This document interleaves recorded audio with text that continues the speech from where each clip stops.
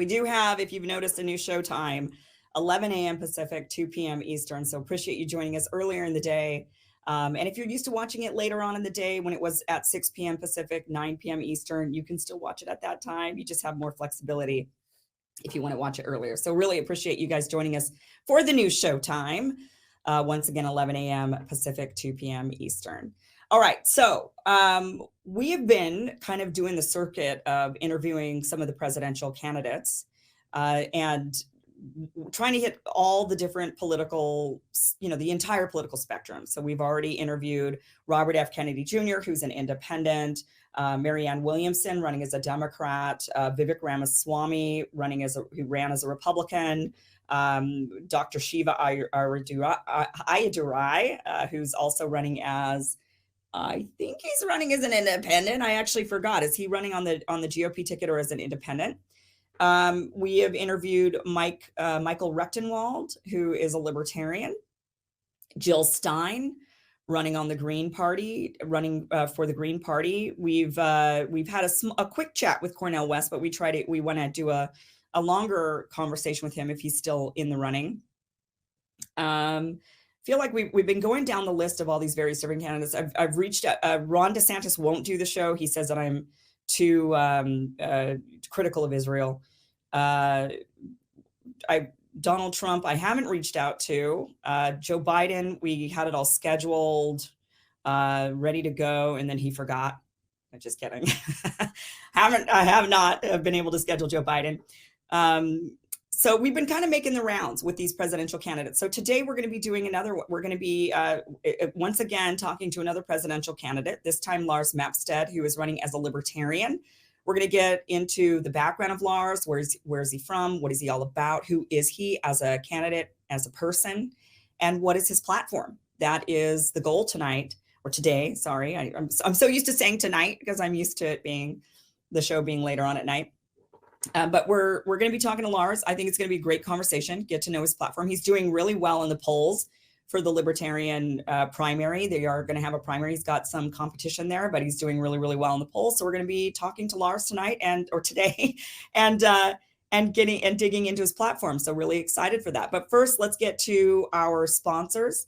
Now, we all know the value of a good night's sleep. We feel better. We look better. We have energy to spare. The list goes on and on. Every year, one of my New Year's resolutions is to get better sleep, but I need cold temperatures to get a good night's sleep, and most bedding just gets too hot for me. I also have very sensitive skin, so I end up kind of feeling itchy all night long, and that's not good for sleep. Then I discovered Cozy Earth bedding, and I'm telling you, these really are the best sheets I've ever slept on. Now, I was sent by Cozy Earth to try a set of sheets, and I was skeptical, wondering, how great can sheets really be? And then suddenly I understood. Cozy Earth bedding is soft, it's luxurious, it has made a huge difference in the quality of my sleep. I've since gone onto their website and I've spent my own money, of course, using my discount code, on more bedding. Now, all Cozy Earth products can be returned or exchanged within 100 days and include an additional 10-year warranty against defects. Cozy Earth bedding is naturally temperature regulating and breathable, so you'll sleep more comfortably all year round. Whether it's their luxury bedding, ultra comfortable loungewear, plush bath towels, and more. It's still January, so you can make your New Year's cozier with Cozy Earth. You can make this resolution now. You still got time. So if you've never tried Cozy Earth, I've got awesome news. You can save up to 35% off Cozy Earth right now, but hurry because this offer will not last. So go to CozyEarth.com and enter my promo code Iverson at checkout for up to 35% off on your first order. That's CozyEarth.com. Promo code Iverson, CozyEarth.com. Now, stress might be why you can't lose weight. If you have moderate to high stress, a doctor-formulated weight loss supplement called Lean could be your solution.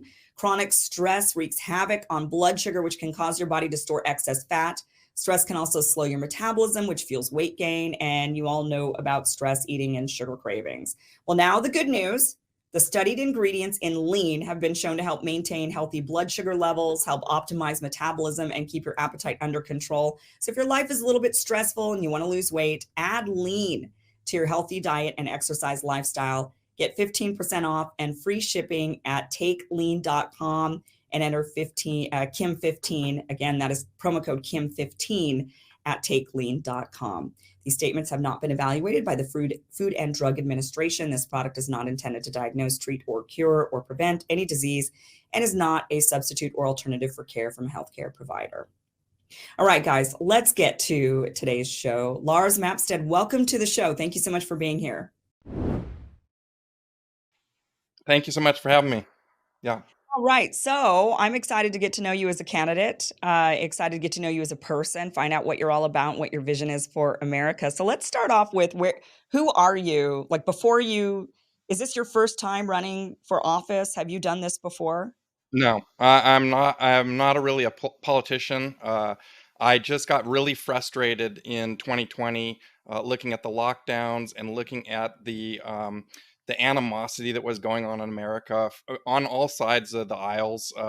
We had the BLM riots going on, and everybody was frustrated and angry there. And then we had the January 6th, stuff that went down, and it just seems like everybody in America was like, pissed off and angry, and it feels like America's kind of like a tinderbox waiting to explode at all moments, and we seem to just be getting more and more partisan and more angry at each other, and so I couldn't sit idly by and do nothing anymore. I had to take action, and I was watching the libertarian candidates in 2020, and I thought, I have marketing expertise. I ran a large internet company. I can get the message of liberty out to millions of Americans better than what they're doing right now. And so I thought, that's what I need to do. I need to get the message out there that government isn't the solution, that, everybody is relying on government to force the other people to behave the way that they want them to behave.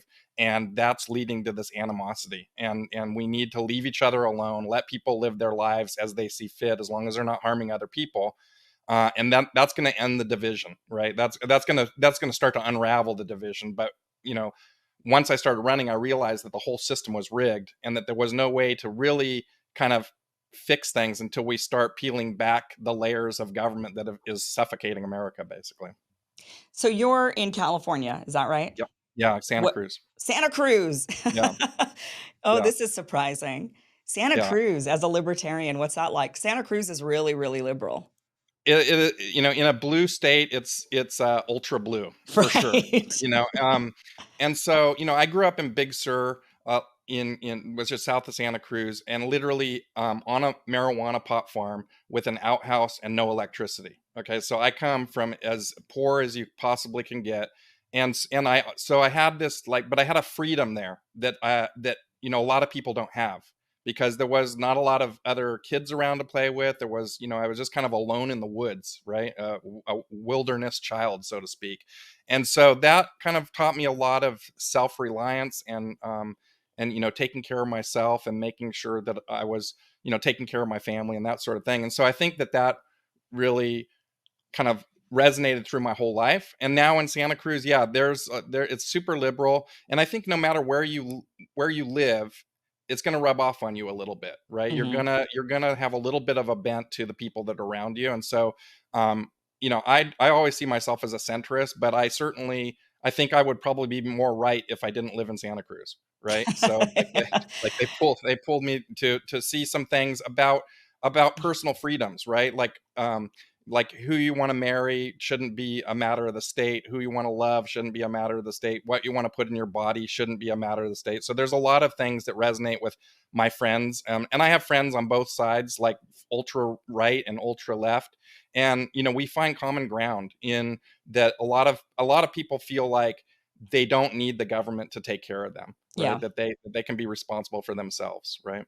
There is a lot of, on both sides of the aisle, libertarianism in particular, I think resonates just with different aspects on both sides of the aisle. Certainly in the Yeah. progressive wing on the ultra left, it is that, just love who you want to love, be who you want to be.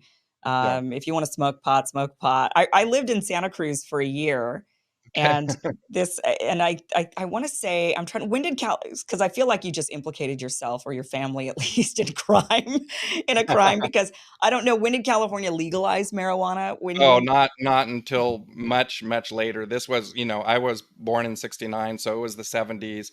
And actually, my mom was arrested for growing marijuana. Yeah, okay, so And that's another story of kind of government interference and creating black markets. That the war on drugs has been going on for 50 years, and there's more people doing drugs today than ever before. And Mhm. it's a complete failure, and it actually leads to more crime. When we had prohibition on alcohol, that created Al Capone, it created organized crime. Prohibition on drugs does the same thing. And also, I believe that the war on drugs has been a big part of the problems that we have at the southern border with immigration. That Mm. people are fleeing the cartels that we created because we essentially handed a monopoly to the cartels by creating the drug war. And so now you have people fleeing the cartels who are, like endangering their lives, and so they're coming here. And so I think we create more problems. Usually, government creates more problems than the things that they solve. They start out with good intentions, but usually it's worse off after government gets involved. Yeah, I feel like most things kind of start off with good intention. I mean, unless it's like a big corporation behind trying to do some, trying to get themselves more money, right? Yeah. But a lot of times, a lot of measures are just, well, we're trying to help society, and then ultimately we end up kind of unraveling it. But yeah, Santa Cruz is one of those, and this is where I think it's interesting, where people who are ultra left can also be very libertarian. Because when I was living there, I do remember at the time marijuana was illegal in the state of California. Couldn't even get it marijuana medically at that point yet, Yeah. and in Santa Cruz, everybody was smoking it on the streets in front of the cops. The cops would just walk right by. Like, they just didn't care. Yeah. They had a very relaxed attitude about it there. They were not going to enforce it. Um, they And were so, like, and yeah, it's a law, but yeah, we're not enforcing it. So they kind of already had that attitude. right. And that's exactly what my policy is. If I'm president of the United States, I'm going to well, first I'm going to deschedule drugs because I don't think they should, have that. We can abolish the DEA. We can abolish, All drugs? yeah, because the thing is if, when Ron Paul ran, he made a good point. He said, if I legalize heroin today, Kim, are you going to run out and start shooting up heroin?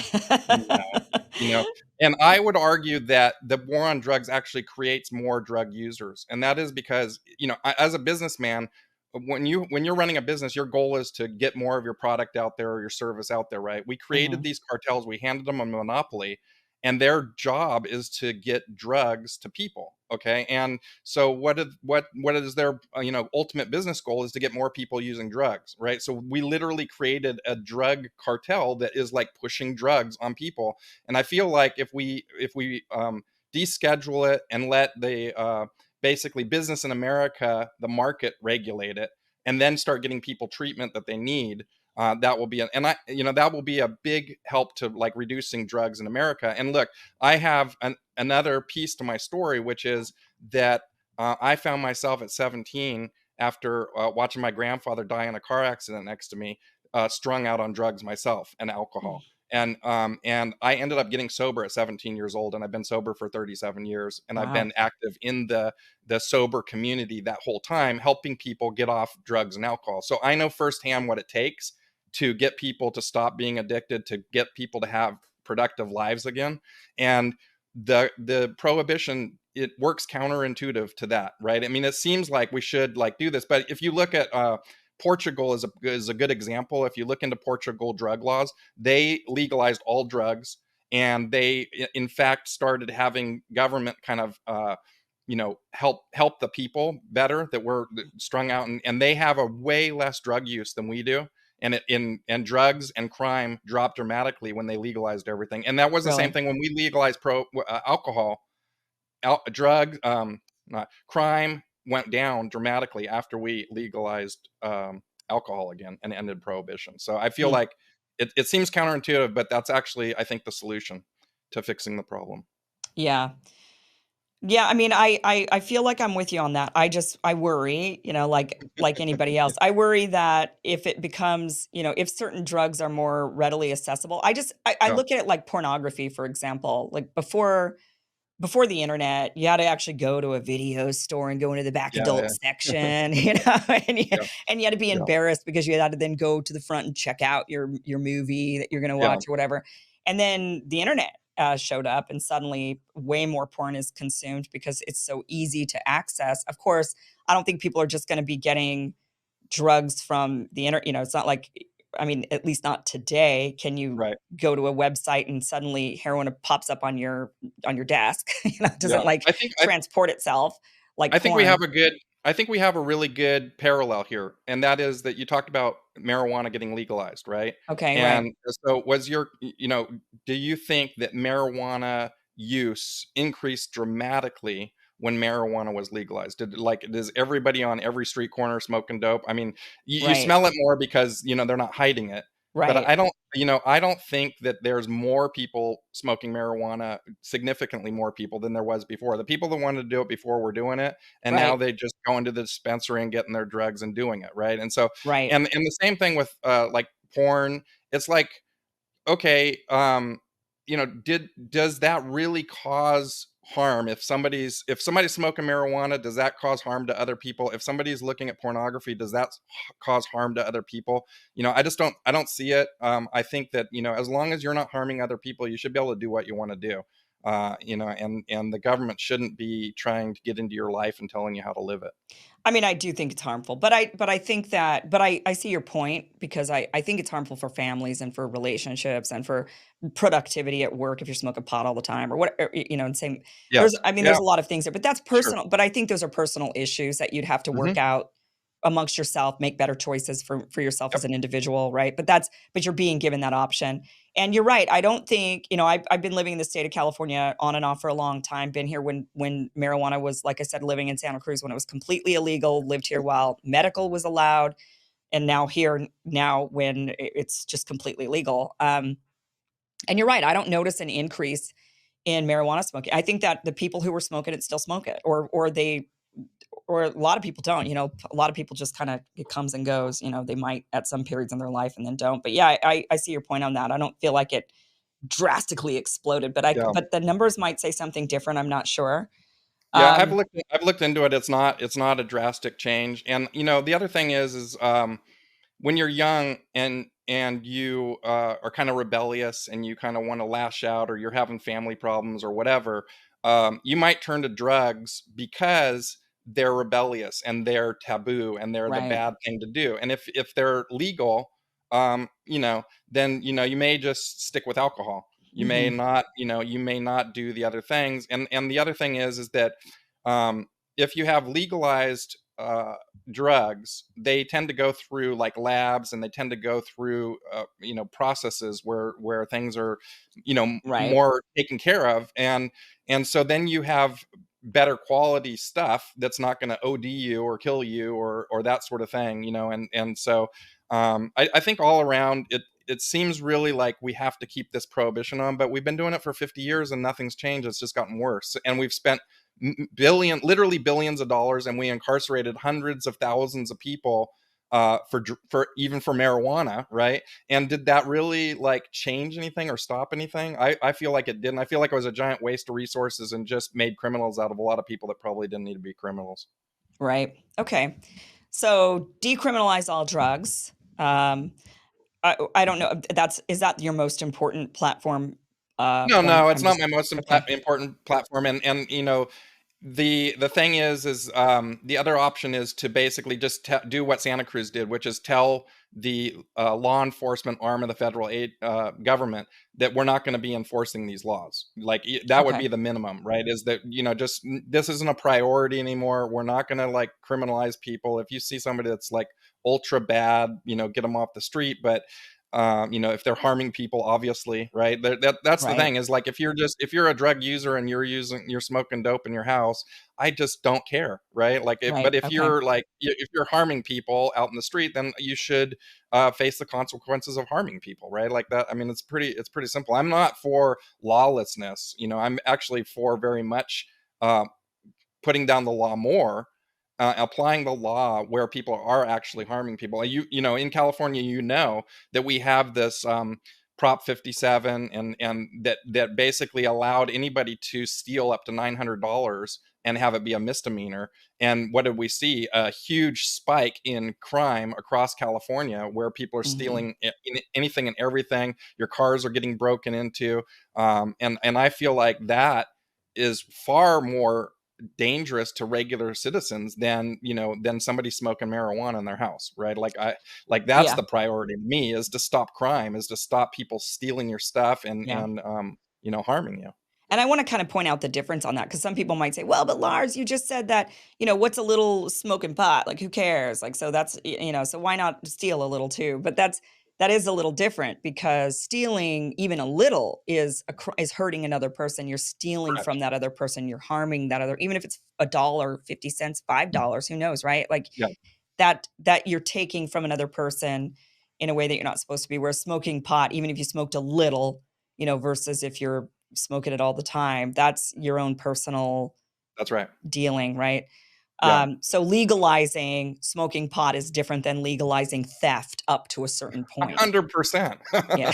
Yeah, I mean, like, yeah, I just, that's libertarianism in a that kind of like embodies everything about libertarian, right? Which is like, how to run your life better than anyone else, and the government shouldn't have a say in your life, right? And as Yeah. long as you're not harming other people, do whatever you want.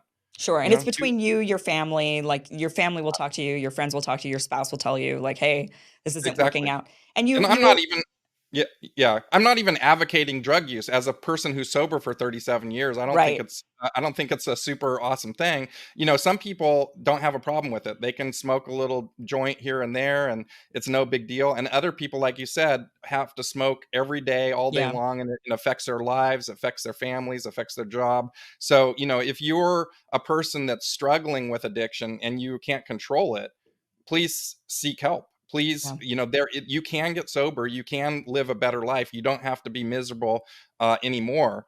And there's a certain percentage of the populations that's that, and then there's a vast percent of the population that can have a drink of alcohol or can smoke a joint or whatever, and it's not a problem, right? But Right. for some people, it's straight down the gutter if they start picking that stuff up. Right. Um, okay, so let's talk about that. What is your I don't want people to like think, if this isn't your number one priority, I don't want people to Yeah. be like, oh, Lars, Okay. he's that, Yeah. Yeah. Yeah. anti That's the he's thing. that like Yeah. decriminalized So drug guy. What would be your number one platform position? yeah, I would say the economy is probably number one. I mean, that's, basically on my website, lars24.com, we have unrigged the system, and there's five main planks of policy, and there's over 37 pieces of policy that people can go through. But we picked the five most important planks that were for what Americans believe were the five most important things, which is the economy, healthcare, criminal justice reform, which is part of the marijuana thing, and then basically, unrigging our election systems, because that is one of the things that I found to be, after running and also before, that our entire election system is completely rigged, and not for the reasons that most people think, right? And so I've really dived into that. We released a thing called the Voters Bill of Rights, which is a piece of policy to level the playing field for voting, so that it makes it fair and equal for all citizens and allows transparency and integrity back into our system. Because if we don't have free and fair elections, we don't Mhm. have a functioning republic. And I think that is the message that I really want to get out, is that if there's anything that comes out of my campaign, that the system is rigged so that only the duopoly can win, that you don't have choice. We have the illusion of choice in America, and I want to allow more voices to come. In 2020, there was 1,500 people running for president, and how many of them do you know, right? Yeah. Probably a handful, right? And so the thing is, but I guarantee you that out of that 1,500 people, there was somebody that was better than Joe Biden or Trump. Right. Right. Right? And we didn't get to hear from them because their voice was silenced by Yeah. the rigged system, and so I want everyone from gas station attendant to millionaire to have an opportunity to run for president and be of service to this country. And I really do look at it as a service position. I don't look at it as a career. I don't look at it as something to enrich yourself with. I look at all government agents should be service to their community, right? That's a critical piece, I think. Hmm. Yeah, it's a really good point. I didn't realize there were so many people who'd ran for president in 2020. And, we are a very big country, 330 million strong. Why shouldn't we hear from 1,500 different candidates? That seems small, even for 330 million Yeah. to be Yeah. running for president. But it is a rigged system. It is only certain can get through. You have to have a lot of money. a lot of money backing. You know, it's and the fact that the ballot access is a huge issue. Yep. Um, and that's controlled state by state. There's no real uniform system for that, and each state has their own requirements for how you get on the ballot, and you know, it's and of course then they're controlled by Democrats or Republicans who don't want others to get on that ballot, right? It's Yeah, and they literally would change the laws and the rules in the middle of the game, right? yeah, right, I just literally got done in Maine. The Maine Secretary of State deleted all the libertarians off the voter rolls, just completely wiped them out. Like there was why? no more libertarian. That they said they were stale, right? That these are stale, so we're getting rid of them. But they didn't get rid of any stale Democrats or Republicans. Those are clearly not stale, Joe Biden right? seems pretty stale. Yeah, those are clearly not stale, right? Like, so then the Libertarian Party sued the state, and the judge said, "Oh yeah, you're right. This shouldn't have happened. It's wrong. But I'm not going to return the people to the rolls." So, in order to be a party in Maine, you have to have 10,000 registered voters. Mhm. That's the requirement. And so we were at zero, and we had to start over. And so, I literally ended up spending $50,000 of my own money to get canvassers out there and re-register voters so that Maine could get party status again. Because if I'm going to be running for president, how can you win if you can't even get on the damn ballot? Right, Right? Like, right, and so and the rules are totally different for Republicans and Democrats. And when I tell people that, they say, "Well, that's not American. The rules should be the same." What I don't understand. And it's like, well, because you have two private corporations running our elections. The right, RNC and DNC are private corporations. I think a lot of people don't understand that, right? And they are literally using taxpayer dollars to fund their elections of their private corporations pick, right? And you see that right now. They were in New Hampshire, and they said to the Democrats, "It doesn't matter who you vote for. Biden's our pick. This primary is a charade." And they literally said the quiet part out loud, right? They said, your vote doesn't count. We're going to pick whoever we want at our convention. This is just to placate you and make you feel like you have a voice, right? And then you had Colorado and Maine dropping Donald Trump off the ballot, and everybody got outraged. How can they do this? This is un-American. Well, they've been doing that to libertarians for 50 years, right? And people seem to only care about free and fair elections when it affects them and their party. yeah, And I want to level the playing field for all candidates, regardless of party. In fact, personally, I'd love to get rid of parties, right? But people are always going to collude together, so there's no way to really effectively do that. But at least if you want to run as an independent like RFK right now, you shouldn't have to jump through all these hoops in order to just get on the ballot so people can vote for you. In fact, he started running for an independent, and then he quickly found out that in like 5 or 6 states, there is zero chance to run as an independent. So he had to form a political party in order to get on the ballot. So now he's no longer an independent. He's part of his new political party, right? what's So his political literally, party? I didn't even know about that. What is his what's it's in California. There's like 3 states in California. I can't remember what it's called, Peace and Freedom or something like oh, that. something like There, that, okay. Yeah, and you can look it up. It was news, and so it was a joke to me that like literally you can't run as an independent and have any chance, right? And I also say that too because of the winner take all laws in states. I don't know if you're familiar with winner take all laws, but in order to win the presidency, you have to get 270 electoral votes. right, Whoever gets it, right? And so like in California here where we are, it's like 80% Democrat, 20% Republican, right? And so when we go to the polls, 80% vote Democrat, 20% vote Republican, but 100% of the electoral votes go to the Democrats. The mm, 20% of Republicans vote doesn't matter. And mhm, that actually is the case in 70% of Americans vote for president. It only counts in the battleground states where there's like a slight margin, right? All the rest of the states are already locked up. That's why presidents don't come to California and campaign very much because they know we're insignificant. All 35 million of us are insignificant in the measure, right?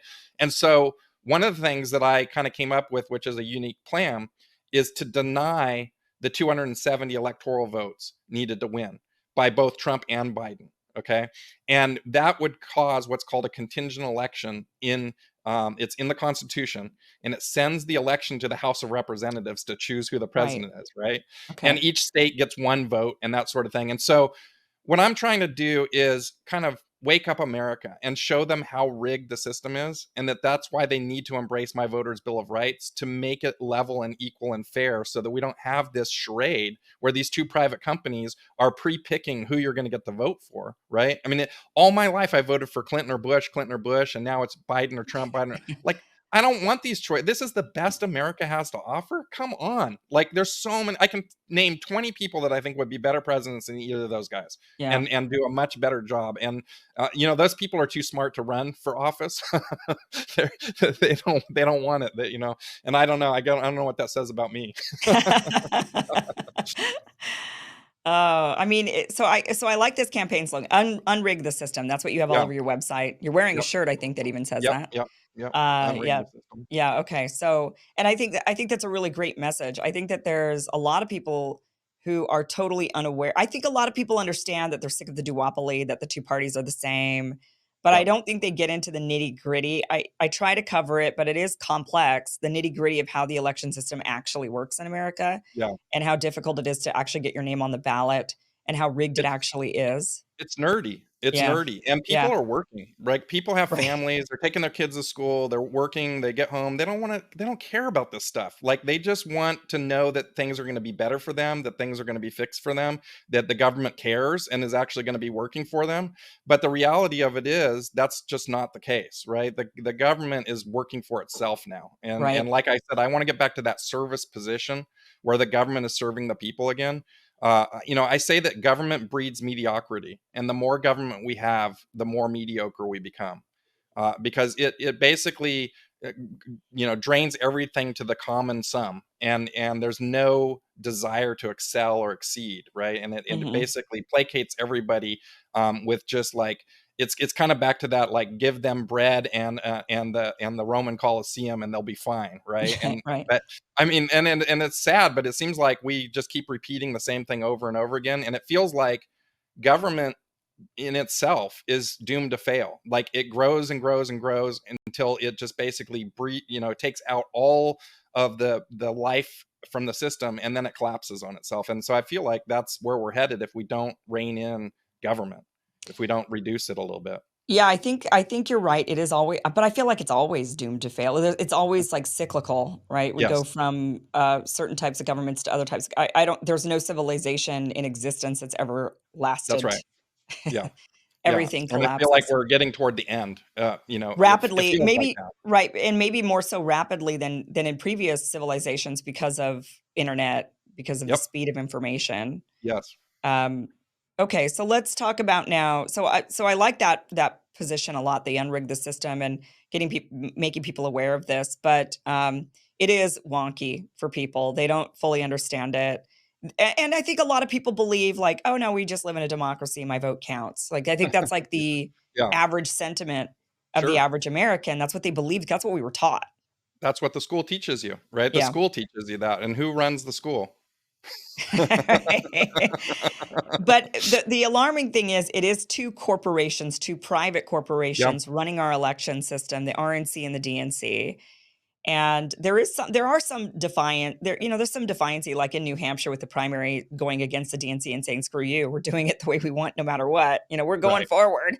Yeah, But these corporations, they don't even have to have a primary. The Democratic that's Party right. doesn't even have to have a primary. Republic, they No, don't have to. They could just they say, don't no, have this to. is our candidate. It's literally just to placate the people and pander to the people and make them feel like, and get them riled up, and it's also a great way to raise money, right? Yeah, This whole thing is almost like a reality TV show.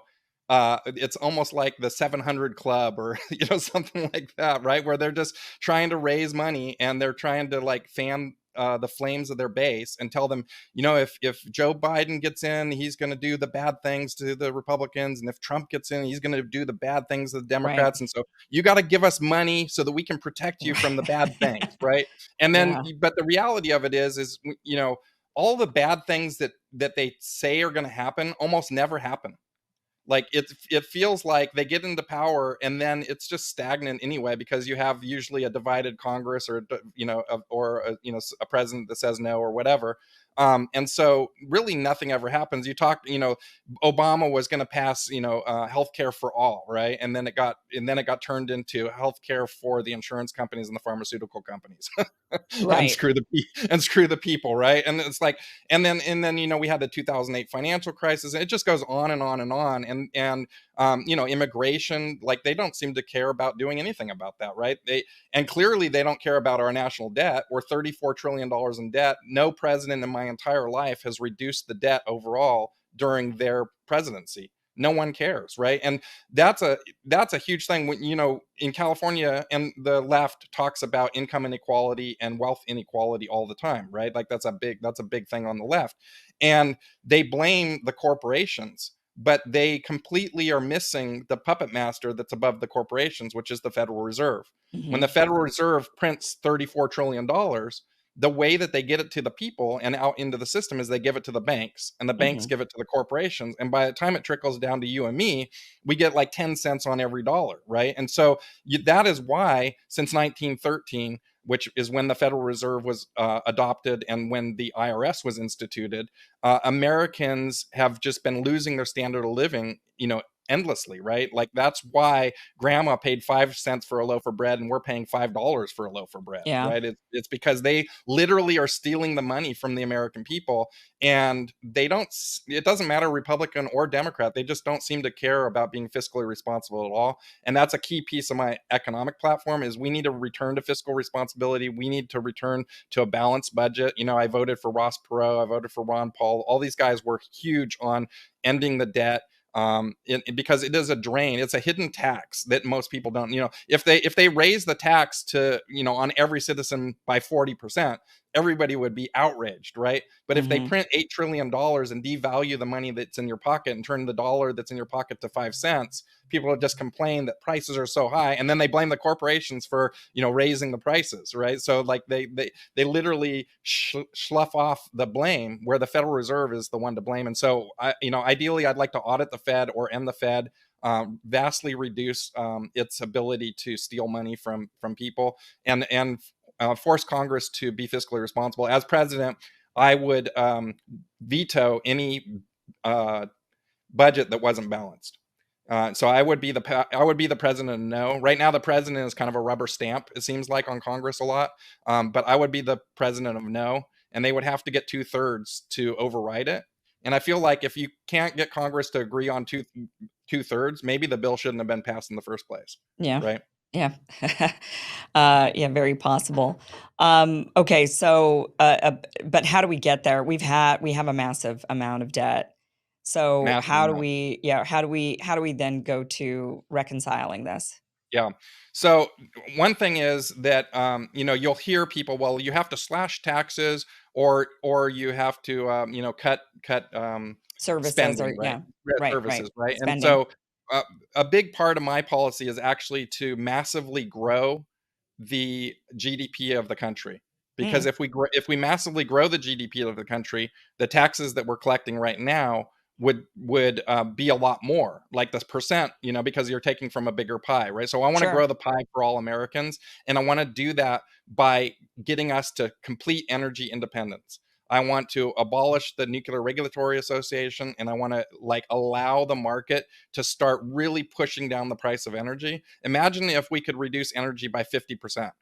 That because everything in the economy is touched by energy. Everything you buy on Amazon has to get transported to you. It has to have energy to make it. So the cost of energy is embedded in everything. And if we reduce that by 50%, and America was completely energy independent and had lots of energy to spare, we would start bringing in new jobs and new factories, because they all require energy to use, right? And if the energy was you don't realize, but a lot of business costs is energy. That Mhm. in a lot of business costs of energy, especially in high tech, right? And so if we reduce that a lot, we would bring companies from other countries to America to start doing business, because we would have really good energy. And also, a big piece of my platform is abolishing the IRS. I've been audited many times as a businessman, and it just soaks productivity of the American people. And we can replace the income tax with a consumption tax. that makes it super easy to comply, super easy to like and transparent, so everybody knows what everybody's paying, and it ends all those loopholes that everybody complains about, right? Like the system isn't fair. So this is unrigging the tax system, Yeah. and there's a bill, HR 25, the fair tax, which is before Congress, and it's been a bill before Congress already, which eliminates the IRS and replaces it with this consumption tax. And so that's another piece that I want to put in, because I feel like the taxation is another thing that keeps companies from coming to America and investing more in America and being part of the system. So I really want to unleash the economy by putting forth these pieces of policy and getting regulation out of the system so that we can get productive again in America. I went from that outhouse and no electricity to running a company with 600 employees doing $350 million a year in sales. And I want every American to have the opportunity to find the success that I did. And the biggest barrier to success for small business is government. And so we need to vastly reduce government out of the way so that we can unleash the productivity of America and we can really grow America again, right? I think that that's a good goal. Yeah, they really do try to squash business in one, through regulations, through fines. If you fail to comply with filing a piece of paper, the next thing you know, you're hit with like a $2,000 fine, and you're like, Right. my business Yeah. doesn't even make that kind of money or whatever. And it's just Yeah. like a way to put people out of business. Yep. And it's that government. These are really interesting ideas. So income tax. So you're saying no income tax. That's right. I'll get repeal the 16th Amendment and abolish the income tax. We didn't have it before 1913. So it's not something that is like out of this world. And when they implemented the income tax, it was only supposed to be on the 1%, right? That's Yeah, how they I'm sold it. curious, how did they get this? I mean, if in 1913 they started income tax, why wasn't there an enormous revolution at that Oh, point? Like, because they literally said we're going to tax the rich, and that's it. and that's it. That's all we're going to do. I It's wonder how just they on the rich. started. Did they start that way where they only tax it and they said, okay, here's Yep. income tax, but only for this group of people, and so Only most on people the still didn't have to only do on the it? millionaires, only on the Okay. 1%, So they right? So basically that's slowly kind of got people more like yeah, it was like a slide, like a right. They just slowly say, "Oh, now yeah, you have to pay some income tax. Now you do. Okay, now it's small. Don't worry, it's just tiny percentage, and then now that's it's right. like 30% of your income." Exactly. And we live in California here. They just raised the income tax in California again this on January 1st. Now top tier is now 14%. Plus there's a millionaire tax. If you make more than a million, you get taxed another percent. So now it's 15% in California. And they just keep raising it and raising it. In my Mhm. town, we have the highest sales tax anywhere in the country at almost 11%, okay, of sales tax, right? So it's just like the government is just growing and growing and growing, and it's oppressing the people and stealing more and more of their hard-earned money. I want Americans to keep 100% of their paycheck so that they can spend it on the things that are necessary for them to grow, right? Like, how can you ever save money and get ahead if you can't, if you have no money and you keep giving it to the government? I Yeah. guarantee, this is what I tell people. Look, do you believe that the government spends the money it takes from you wisely and efficiently? No No. one has ever said Right. yes. No one, Right. not one person has ever said yes. Even the lefty of the leftiest has said, yeah, I don't think that they do that. So then why would you want to give the government more money when they're not Yeah. spending it wisely and efficiently? Like if you have a kid that's like racking up your credit card, do you give them a second credit card, or you tell them, no, you got to stop, you got to stop this stuff, right? Right. So we need to just, get that into the American government and make that be the case there too. Okay, so no income tax. So you're saying just consumption tax, like sales tax, Yeah. consumption tax. And then we can start whittling that down, right? Like we can start cutting down the services and we can start cutting down that, because my goal is the least amount of taxes possible. I want an efficient government that spends my money wisely and efficiently.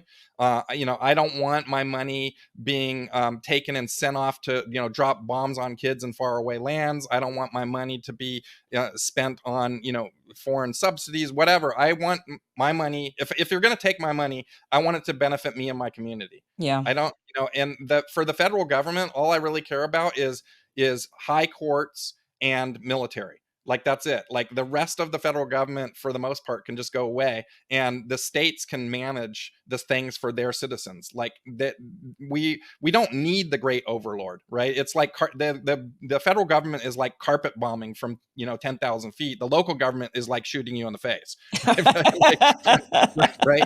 That's the way I say it, right? So I believe that local government has a better ability to understand the needs of its people Yeah, for than sure. the federal government does. So I want to reduce the federal government as much as possible. And that being said, I believe that the president has been handed too much power by the Congress because they don't want to do their job. So one of my goals would be to reduce the power of president Hmm. by getting rid of all the executive orders. And there's a thing called the Plum Book, which is 7,000 positions that the president is allowed to fill. And then there's many layers of people underneath that, so it might be 50,000 people that he's responsible for directly. And I would not fill a lot of those positions, and if they're super necessary, Congress can come in and actually make a cabinet for that and have Hmm. it be Congress instead of the president just having authority to do whatever he wants to do. I don't want a king, right? I want a representative government, and we seem to be moving more and more towards this authoritarian king guy that just tells you how it's going to be, and tough crap if you don't like it, right? Right. And that causes that animosity that I was talking about, right? Like if Biden says I'm king and tough crap, you don't like it, all the people who voted for Trump are pissed off. If Trump says tough crap, if you don't like it, all the Democrats are pissed off, right? And that's Hmm. leading to this division. And we got to stop using government to force our will onto other people.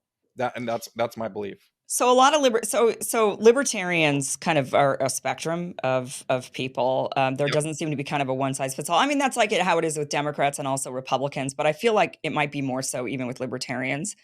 Um, so what type of libertarian? So some libertarians just think absolutely no government at Yep. all on any level. They just don't want to see government. Sounds to me almost like you're saying, well, I don't want federal government really, but state government's okay. I mean, the least amount of government is possible is what I'm going for. So I'm not an anarchist. I believe that we need to have the rule of law, that we have to, in order to have a civilized society, we have to have some accountability. But the bureaucracy has just grown and grown and grown, where it's just Sure. massively big. And I think the thing is about libertarian that I think a lot of people don't understand is you can be a left-leaning libertarian or you can be a right-leaning libertarian. What Right. libertarian is, the opposite of libertarian is authoritarian. So if you believe that the state is the best thing for your life, and that they know best how to run your life and they should control every aspect of your life, then you're not a libertarian. If you believe that you know how to run your life better than anybody else, and that you're, as long as you're not harming other people, you should be able to do what you want, then you're probably a libertarian, right? And you can be like believing that we should have more help, or we should we should have family values, or whatever it is that you believe. You can be left or right, but really it comes down to whether you believe the state is better at managing your life or you're better at managing your life. Yeah. Well, and this is why though I am very libertarian-esque, I don't consider myself a libertarian because I do believe in government services. I do think we should Mhm. have education for everybody, that it should be provided by the government, and a person can choose whether or not they want to send their kid to the private or public system.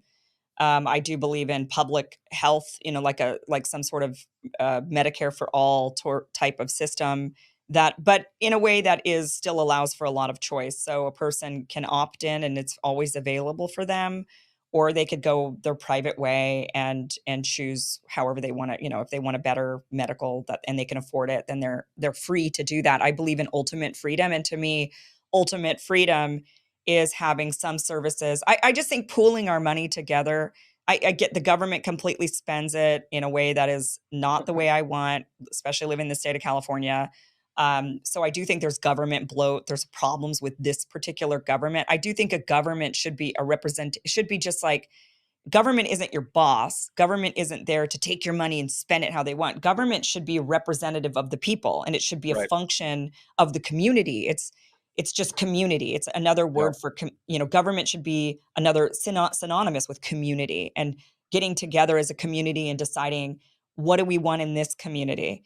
And each community should be able to decide. So if a community decides that they don't want to offer public education, I suppose they can make that decision, but people might flock to cities where they do provide public education. And that's the market. That's the market, right? And That that would is be the that market is share. that would be the market. The market, let the market choose. I mean, the market is the best way of bringing out, instead of, it's the opposite of government. The market is the opposite of government. It doesn't breed mediocrity. It breeds success, right? Yeah. When you, because it moves to the most successful option, the, the least price, best quality, whatever it is that you're selling, right? And so, I mean, like healthcare is a perfect example of this, right? Government, the more government seems to get involved in healthcare, the crappier it seems to get, right? The price keeps going up and up, and the quality of service keeps going down and down. And what has government been doing the last 25 years? Getting themselves embedded more and more and more in the healthcare system. And it's not working. It's going in the opposite direction, Well, right? but do So, you think that's not working? In my opinion, what's not working is government contracting. That is causing the bloat. That's what we're seeing, like with, when they do these contract type things where they're like, well, okay, we'll contract with this company to do this, or we'll contract. And then the companies are like, all right, great, government money. I guess what that means, yeah, inflate the price. And exactly. so then we get lower quality stuff. And not to say I want the government to be the one to manufacture things or develop things, because then, I don't know about that either. There's, I think, pluses and minuses. Yeah. But, for example, this is something that has been driving me nuts lately. Watching the news, they're talking military, all these foreign engagements, right? And one thing that people tend to do is they tend to look at the merit, how much the United States spends on military on the budget. And then Yeah. and I see this, like I was watching Fox News like yesterday or the day before, and they were saying, well, we're still the best in the world because look at our military budget compared to China's. Like China's military budget pales in comparison to the United States military budget. So we're still dominant. And I'm like, no, that's because we spend $2,000 on a screw, right? Like, and China's spending $5 on that screw. Yeah. Yeah. So it doesn't, Yeah. just because we spend more does not mean we have a bigger arsenal. It doesn't mean that we're manufacturing bigger, better weapons. We have more weapons. We have more artillery, like all this stuff. There's China doesn't have that kind of government contract bloat that Yep. we have. So they Yeah. very well could be spending 1/5 of what we're spending, but having way more money. They get way more bang for their buck, like Yeah, quite that's a very good literally. point. That's a very good point. Yeah, that's a good point. And I wanted to go back a little bit to the social structure that you were talking about, because I believe that most Americans believe, as you do, that we need to have some kind of safety net for people that are, that are not able to fend for themselves. Well, They even have, if it's not, you're not able to, it's just that, if you want to be a teacher in America, you're not going to make a lot of money. If you're going to right. be, there are certain jobs that just don't make you rich. You're going Yeah. to do them because you enjoy those jobs. You get fulfillment for those jobs. You have the freedom to accept a job like that if you know that your kids will still get educated, that you're still going to be able to go to the hospital or get treatment if you have cancer, that you're still going to be able to retire and not have to work until you die. Like, just to me, those basic things allow for freedom. And I'm very freedom focused. So it's just a way for me to say, I'm now free to choose the job I want, not necessarily the job I have to do to get rich, because Yeah. I have this ability. I have I live in a functioning community that is going to pay for the firefighter that's going to come to my house, rather than the firefighters asking me while my house is on fire, well, Right. can you Sure. pay up first? Because Yeah. this is going to And cost you. 100%. And that's why, like, for, obviously fire, roads, police, all that stuff, it's not really federal. It's not really the purview of the Right. president. But, like, that's the last thing that I would cut personally, because that's the things that benefit me. Right. Those are the things that benefit my family and the community around me and that sort of thing. And, so, I, like, literally, when I was in Big Sur growing up, I was on welfare. I was on Medi-Cal and that sort of thing. So I had all these, I got meal lunches provided by the state because we couldn't afford enough food to send me with a lunch to school. Right. So, I know what it's like to need the hand up a little bit. And so, I feel like, and there wasn't like, you know, community services that were like stepping up to the plate, right? Like, if the government hadn't done that, there wasn't going to be community services stepping up to the plate. So I understand this need for a safety net, and I'm empathetic to that sort of Well, thing, even right? if it's So, not that you're down on your luck, but it's like, have you ever been hit by a uninsured driver? Because I right, have. You exactly, know how that exactly. sucks? Like Yeah. suddenly you don't get paid for the, there's this uninsured driver. So you're getting a little bit from your own insurance company if you have that kind of insurance, if you added that on. And same thing with fire. Like imagine your neighbor, their house is on fire and they didn't pay their fire insurance that you're supposed to get now because there's no community Yep. service of a fire department, and they didn't pay and the fire jumps to your house. Like that is Yep. not helpful for those of us that are paying for things. So it's not just about, oh, well, you're down. It's also like you're harming the other person that suddenly is having to pay for it because you can't afford it. But if it's a collective, it's Yeah. automatic. We're all Yeah. paying for it. The whole insurance system is actually a rigged system, Yeah. because each state has its own insurance commissioner. Insurance isn't allowed to cross, state lines. It's like one of the most heavily regulated things that there is. There is no market. It's a complete monopoly granted by the state, essentially. And I believe that that is one of the reasons why insurance is so messed up. Is that they've essentially been handed a monopoly again by the government, Right. and so they are able to raise rates ad infinitum. And then the government literally was mandating that you must have insurance for a while, right? Like, so they're like, not only are they, and then they were tying that to the tax code. And I mean, it just goes on and on and on. And, I live in a wildfire area. I'm no longer able to get insurance for my house because they basically said, yeah, it's too risky, right? Yeah. And so I've had to go, and now I'm part of some state insurance thing that's the insurance of last resort kind of a thing. And it's horrible. And I should be able, if I want to insure myself through Lloyd's of London or through Saudi Arabia or wherever it is, I should be able to participate in that, but the government doesn't allow me to do that, Yeah, right? but at the same time, like, what if nobody would because they're just like, no way. Just like Well, I Florida, mean, right? Like yeah, Florida's that's having the this way it is. issue with the hurricanes, right? No, people just don't want to. They don't want to Yeah. insure Florida homes, but at least you had the option of a state insurance, and I think that's Yeah. kind of my point. At least that's there as a safety net. If in a private market, every private option says it's not worth it to me to operate in your zone.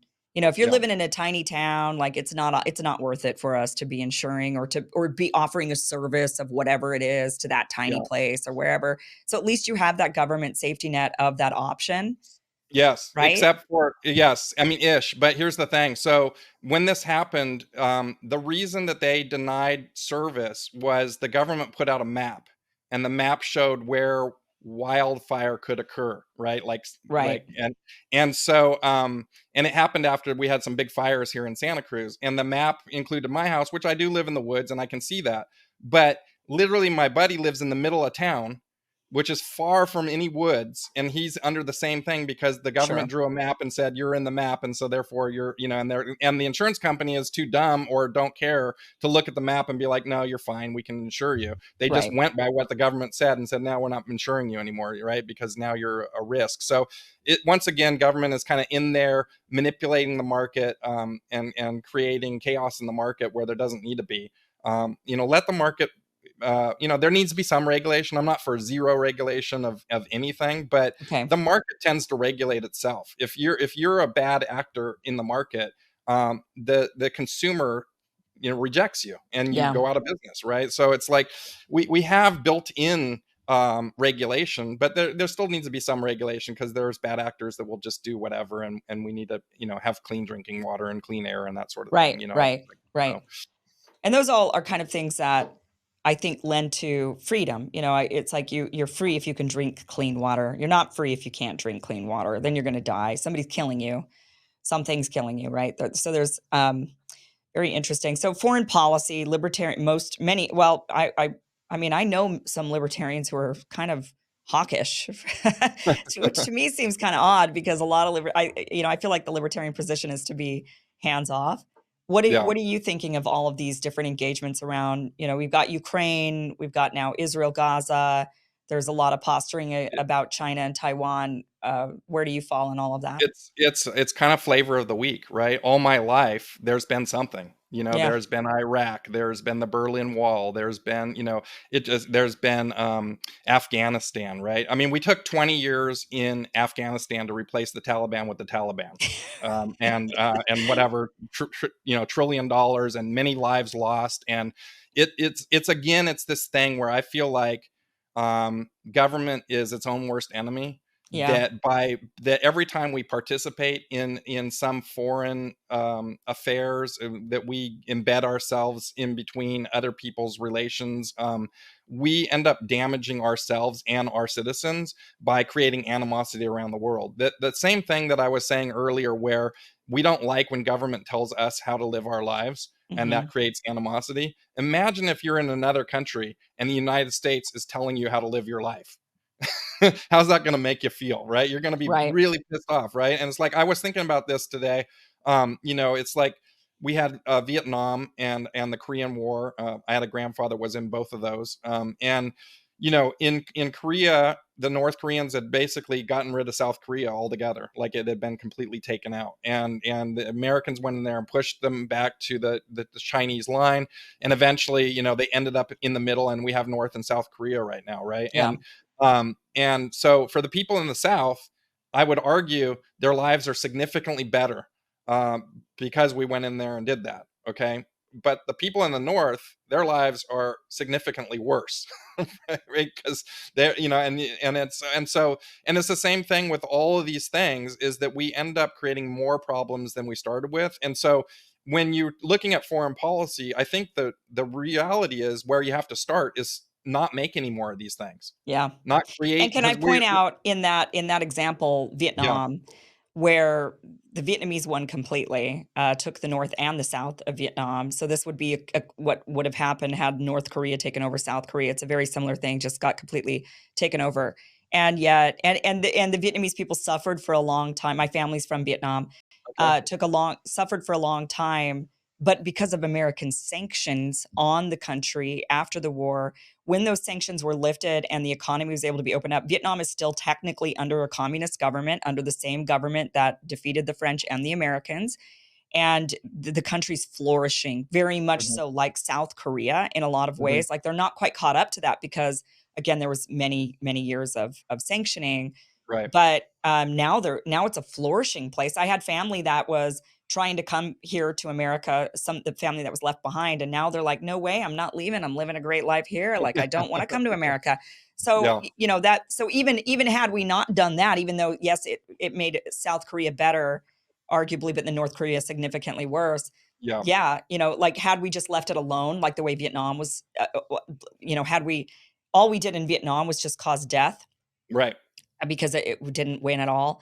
yeah, So had we just done the same thing in South Korea, I think that they maybe would end up in the same spot. It's like, but yeah, all of and the I mean, country, yeah, I mean, the thing is you don't know how it's gonna end up, but you do know that if you're meddling in there, that your money is gonna go to killing people, right? right? And I'm against my money killing people every step of the way. Like, I do not want my money to kill any people, right? And, like, when the government takes the money from me by force, and then uses it to drop bombs on, kids in foreign lands, I that is appalling to me, right? Yeah, That is appalling to me. And so that's my foreign policy, is like, I'm on the side of the least amount of deaths possible, and least amount of intervention, as we possibly can, because I feel like every right. time we intervene, we just create more endless cycles of stuff, and the only people that are benefiting is the military industrial complex and the war hawks in Congress that are backing them, and yeah, I don't care about those people. I Right. don't care about if Northrop Grumman makes more money or not. It's not my concern, right? Like, my concern is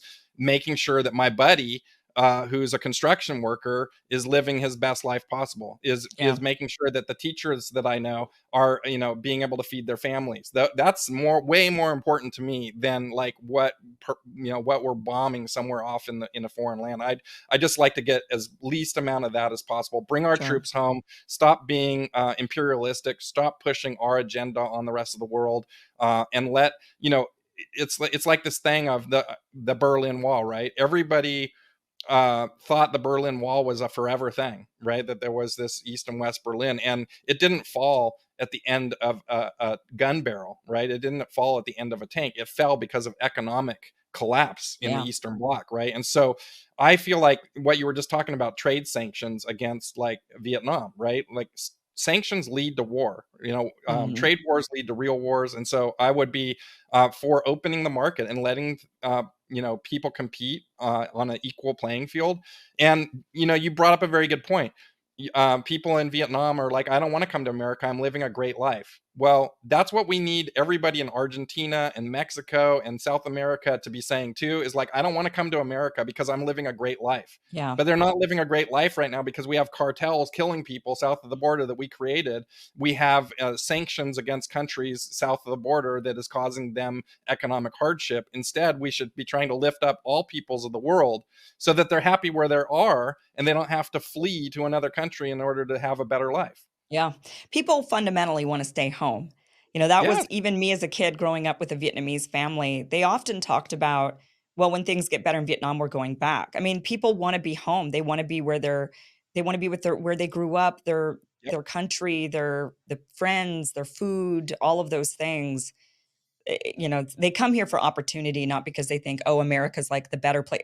If they could stay home, they would stay home if it was a Yeah. great place. I mean, that was the Irish, that was the Italians, that Yeah. was like every wave of immigrants to America was the same thing, right? The Irish were fleeing poverty and fleeing Right. starvation. They're like, well, anything must be better than this. I'll go to America, even though it's a place I have no idea, no family there, no ties there, but I'm going to go there just so that I can survive. And I heard that And they're mean to us, right? I mean, that's what happened with the Irish. They got here and it was like, and yeah, people were mean. yeah, and I mean that's the same with everybody. Like when Yeah, they brought in the Chinese to work on the railroad and the gold mines in California, they were like treated like crap. right. It's. I mean, I think that's just normal. Like that's the normal thing. And so this latest round is the next group of people to be ostracized and blamed for all the problems in America. And it's just looking back at history, it tells us that that's just not the case, right? Right, right. Yeah. Yeah, very interesting. We've run out of time. So anything else you want to, I mean, Lars for president, Yep. unrig the system. Any last sort of thoughts that you want to Yeah. share? Yeah, just you can find me lars24.com, Lars for President on Facebook, at Libertarian Lars on Twitter, on X, and yeah, we're just here to unrig the system. I'm trying to educate America that we can have a better life for everybody. It's a long shot for me to be president, obviously, but if I can just wake some people up and understand that the system is rigged and that there's a path forward to change it, because there's a lot of hopelessness, there's a lot of Hmm. disenfranchised people, and I want to allow them to have a voice in America again so that they can feel part of the system. Lars, best of luck to you. I've really enjoyed this conversation a lot. I would love to talk to you again about more of these ideas that you have because I think you've got some really interesting ones. I wish you the best of luck in when is the primary for the Libertarian Party? In May, at the end of May in Washington D.C. will be the primary for the Libertarian Okay. Party. Well, best of luck. I know you're doing well. Thank you. You're right up there at the top echelon of the candidates for the Libertarian Party. So best of luck to you. Thank you so much. Thanks, Lars. Let me guess, your medicine cabinet is crammed with stuff that doesn't work. You still aren't sleeping, you still hurt, and you're stressed out. That's how it was for me. So I cleared out my cabinet and reset my health with CB from cbdistillery.com. It's been a real change. CB Distillery's targeted formulations are made from the highest quality clean ingredients, no fluff, no fillers, just pure, effective CBD solutions designed to help support your health. Now, in 2 clinical surveys, 81% of customers experienced more calm.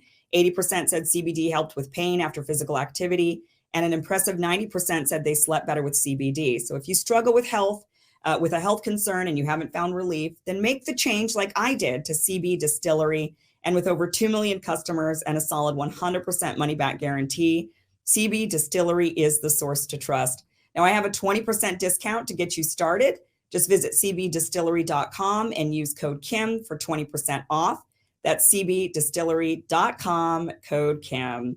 All right, guys, that is it for today's show. Thank you so much for joining us. Really appreciate it. We will be back again tomorrow with another great show, 11 a.m. Pacific, 2 p.m. Eastern. Until then, guys, just keep an open mind with who you're going to vote for and explore all the candidates, no matter which side of the aisle they're on, because you might surprise yourself. I know a lot of people were really surprised by Jill Stein, for example. I know a lot of you are surprised by Lars and some of his answers. So, keep an open mind and, we'll power forward, hoping that we can have true democracy in America and hoping that we can build a better nation. Thank you so much for watching. Have a great day. Bye.